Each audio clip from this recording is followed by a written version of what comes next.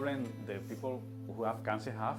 The people who are around, because they look at you like, are you okay? They look at you, you're gonna die, and you try to, hey, I'm gonna live my life.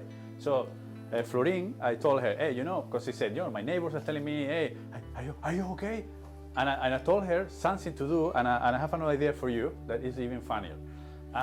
When she was walking, I said, you are walking and the neighbors come to you, they say, are you okay? And you said, no, yesterday I died.